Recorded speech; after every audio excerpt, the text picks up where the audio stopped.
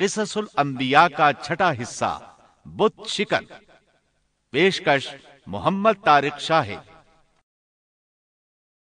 اب ہم آتے ہیں سیدنا ابراہیم علیہ السلام کے قصے کی طرف، لیکن اس سے پہلے یہ وضاحت کر دیں کہ سیدنا ابراہیم علیہ السلام کے واقعے کے ساتھ چند دوسرے انبیاء علیہ السلام کے واقعات بھی وابستہ ہیں، مثلا سیدنا لوط علیہ السلام کا واقعہ، اس لیے کہ یہ سیدنا ابراہیم علیہ السلام کے بھتیجے بھی ہیں اور ان کے پیروکار بھی۔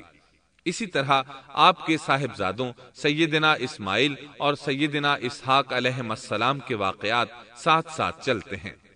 اس کی وجہ یہ ہے کہ سیدنا اسماعیل علیہ السلام کی ولادت کے وقت ابراہیم علیہ السلام کی عمر 87 سال تھی، اور سیدنا اسحاق علیہ السلام کی پیدائش کے وقت سیدنا ابراہیم علیہ السلام کی عمر 100 سال تھی، جبکہ سیدنا ابراہیم علیہ السلام کی کل عمر 175 سال ہوئی، اس لیے ان کے واقعات ساتھ ساتھ چلتے ہیں۔ ابراہیم علیہ السلام کا قصہ سناتے ہوئے ان حضرات کا ذکر ساتھ ساتھ ضرور آئے گا، تو آئیے شروع کرتے ہیں قصہ ابراہیم علیہ السلام کا۔ صالح علیہ السلام کے بعد اللہ تعالیٰ نے سیدنا ابراہیم علیہ السلام کو مبعوث فرمایا۔ ابراہیم علیہ السلام جد الانبیاء ہیں، عظیم المرتبت اور اولو العزم پیغمبر ہیں۔ آپ کے والد کا نام طارق تھا، جبکہ اس کا لقب آزر تھا۔ آزر مدد کرنے والے کو کہتے ہیں۔ یہ شخص اپنے قبیلے کے افراد کی مدد کیا کرتا تھا، غمخواری کرتا تھا، اس لیے اس کا لقب آزر مشہور ہو گیا تھا۔ قرآن مجید میں ابراہیم علیہ السلام کا قصہ 73 مقامات پر ذکر ہوا ہے۔ یہ 73 مقامات 25 سورتوں میں ہیں، اور یہ بات ابراہیم علیہ السلام کے بلند مرتبت ہونے پر دلالت کرتی ہے۔ ابراہیم علیہ السلام بھی سام بن نوح علیہ السلام کی نسل سے ہیں۔ آپ کی پیدائش عراق کے مشہور شہر بابل میں ہوئی۔ یہ عراق کے شمال میں واقع تھا اور آج بھی موجود ہے۔ بہت بڑا شہر ہے، اس وقت بھی بڑی آبادی پر مشتمل تھا۔ یہاں بت پرستی عام ہو چکی تھی۔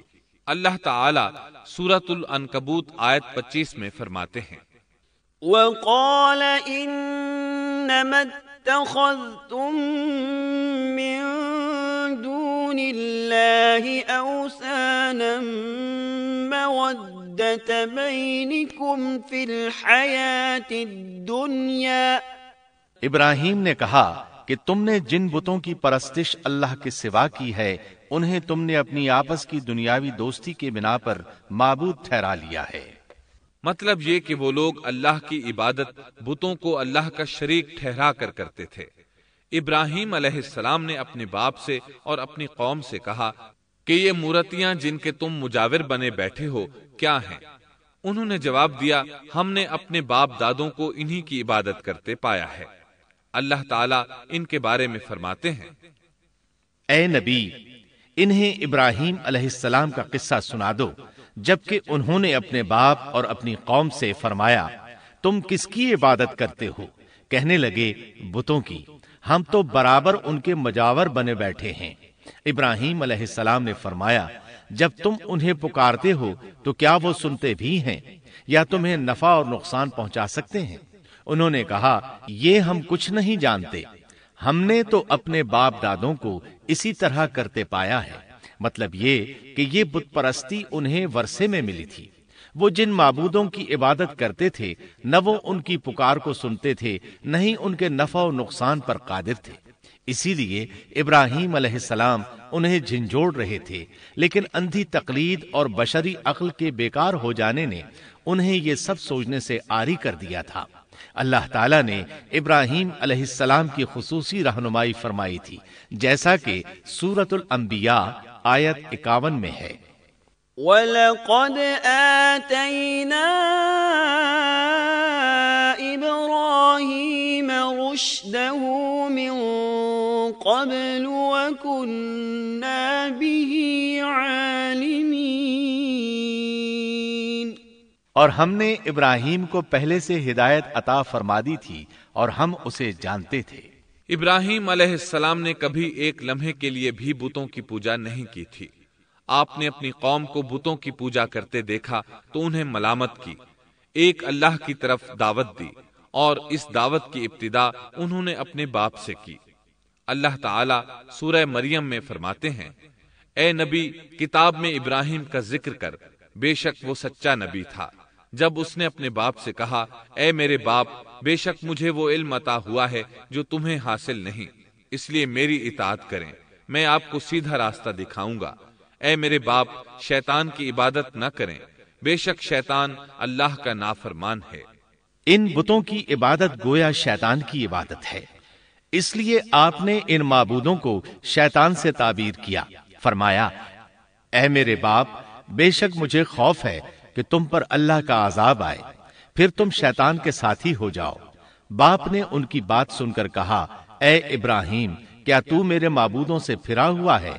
البتہ اگر تو باز نہ آیا تو میں تجھے سنسار کر دوں گا، اور تو مجھ سے ایک مدت تک دور ہو جا، یعنی مجھ سے اتنا دور ہو جا کہ کبھی مجھے نظر نہ آئے۔ ابراہیم علیہ السلام نے اپنے باپ پر نرمی اور مہربانی کرتے ہوئے ان سے کہا، آپ پر سلامتی ہو، میں اپنے رب سے آپ کے لیے بخشش طلب کرتا رہوں گا۔ لیکن جب بعد میں ان پر واضح ہو گیا کہ وہ تو اللہ کا دشمن ہے تو ابراہیم علیہ السلام اس سے بے تعلق ہو گئے۔ سورہ توبہ آیت 114 میں اللہ فرماتے ہیں، وما كان استغفار إبراهيم لأبيه إلا عن موعدة وعدها إياه فلما تبين له أنه عدو لله تبرأ منه ان ابراہیم لأواہ حلیم۔ اور ابراہیم کا اپنے والد کے لیے بخشش طلب کرنا ایک وعدے کی وجہ سے تھا جو وہ اس سے کر چکے تھے، لیکن جب انہیں معلوم ہو گیا کہ وہ اللہ کا دشمن ہے تو اس سے بیزار ہو گئے۔ بے شک ابراہیم بڑے نرم اور تحمل والے تھے۔ کسی ایماندار کے لیے جائز نہیں کہ وہ کسی کافر کے لیے دعائے مغفرت کرے، بلکہ مومن پر حرام ہے کہ وہ کسی کافر یا عیسائی وغیرہ کے لیے مغفرت طلب کرے یا اس سے یہ کہے کہ اللہ تجھ پر رحم کرے۔ ابراہیم علیہ السلام کے والد نے انہیں دھمکی دی تھی کہ اگر تم اس دعوت سے باز نہ آئے تو میں تمہیں سنسار کر دوں گا۔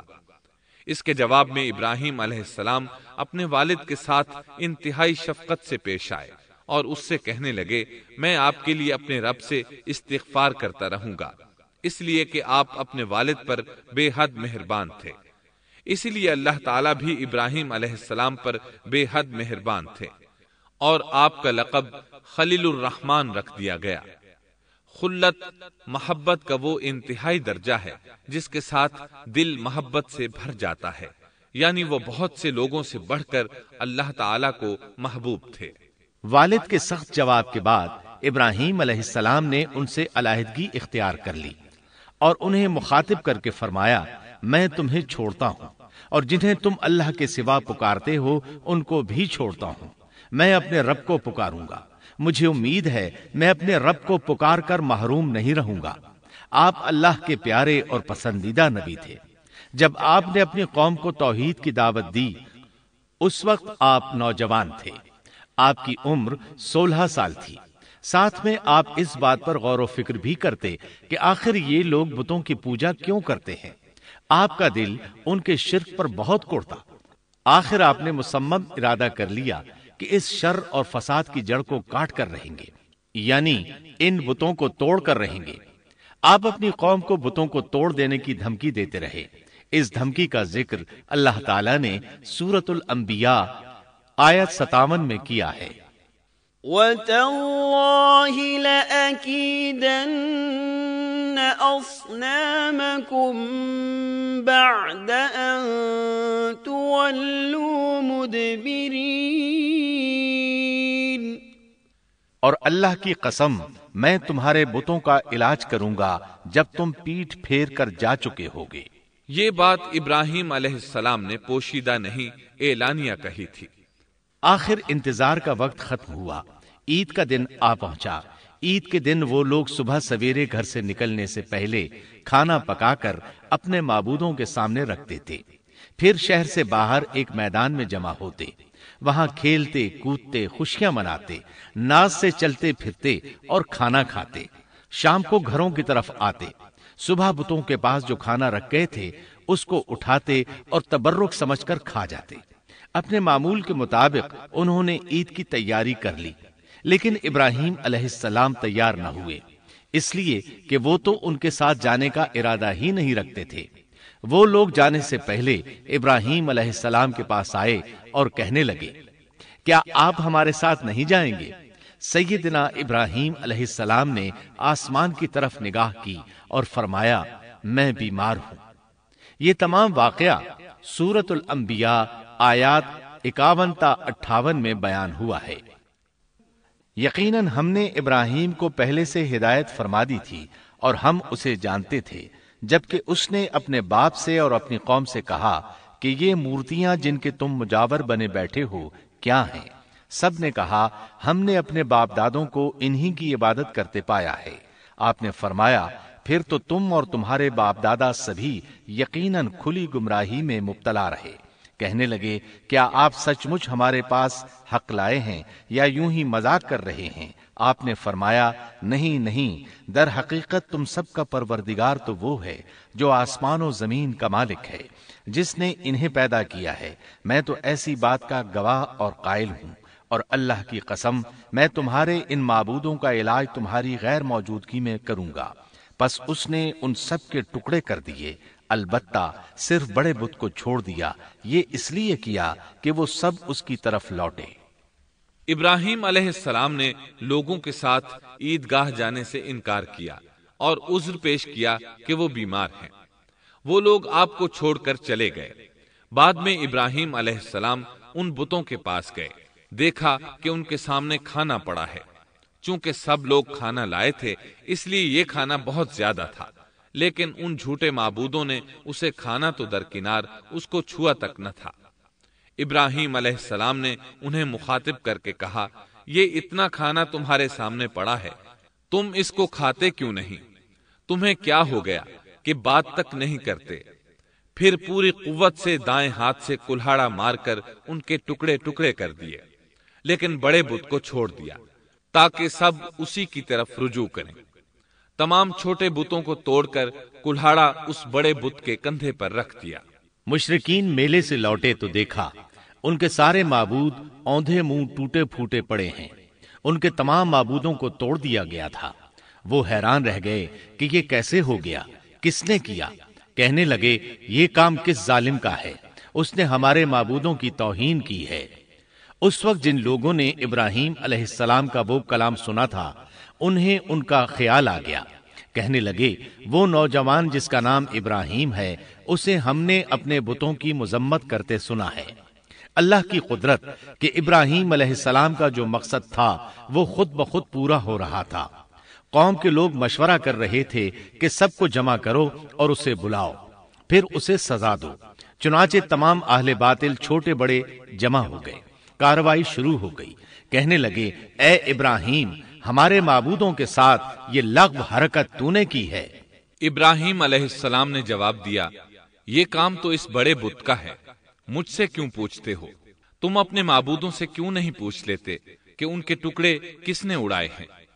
ابراہیم علیہ السلام کا جواب سن کر وہ سب سوچ میں پڑ گئے۔ پھر کہنے لگے، ہم نے بڑی غلطی کی، اپنے معبودوں کے پاس کسی کو حفاظت کے لیے نہیں چھوڑا۔ اس قدر واضح بات محسوس کر کے بھی وہ ظالم ایمان نہ لائے، بلکہ شیطان نے ان کے دلوں میں وسوسہ ڈالا اور انہوں نے غور و فکر کر کے کہا، اے ابراہیم، کیا تمہیں علم نہیں، یہ تو بے زبان ہیں، یہ بول نہیں سکتے۔ اب ابراہیم علیہ السلام نے فرمایا، تب پھر تم اللہ کے سوا اس چیز کی عبادت کرتے ہو جو تمہیں کچھ بھی نفع نہ دے سکے اور نہ نقصان پہنچا سکے۔ تعجب ہے تم پر اور ان پر بھی جنہیں تم اللہ کے سوا پکارتے ہو، کیا تم میں بالکل عقل نہیں؟ اس طرح ابراہیم علیہ السلام نے ان پر حقیقت خوب اچھی طرح واضح کر دی۔ ان سے فرمایا، تم ان کی پوجا کرتے ہو جن کو تم خود تراشتے ہو، یعنی ان کا حال تو یہ ہے کہ تم نے ان کو خود اپنے ہاتھوں سے تراشا اور ان کی عبادت کرنے لگے، جبکہ تمہیں اور تمہاری بنائی ہوئی چیزوں کو اللہ ہی نے پیدا کیا ہے۔ ابراہیم علیہ السلام نے ایک کلہاڑے کی مدد سے ان سب بتوں کو تہس نہس کر دیا تھا۔